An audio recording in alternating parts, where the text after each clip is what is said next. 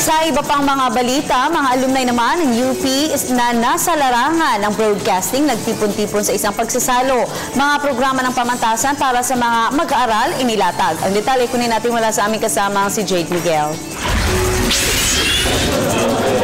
Nagtipon-tipon ang mga alumni sa industriya ng broadcast sa isinagawang pagsasalo sa loob ng Universidad ng Pilipinas.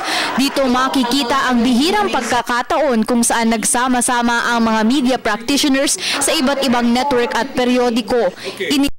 Presidente ng UP na si Alfredo Pascual ang mga tunguhin ng universidad para mas pagandahin pa ang serbisyo at kalidad ng edukasyon sa UP.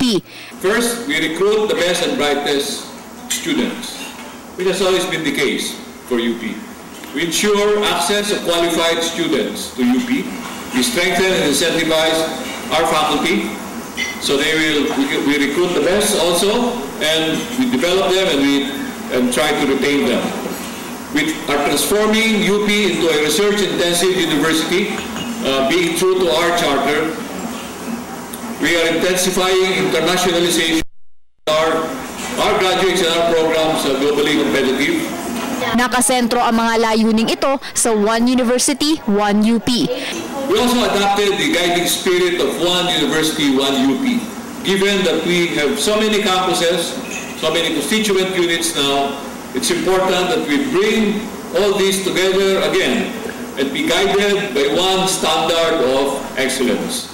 Kabilang naman sa napagtagumpayan ng universidad ang pagtaas ng budget nito taon-taon kung saan may inilaan ng gobyerno ngayong 2015 na mahigit 13 milyong piso.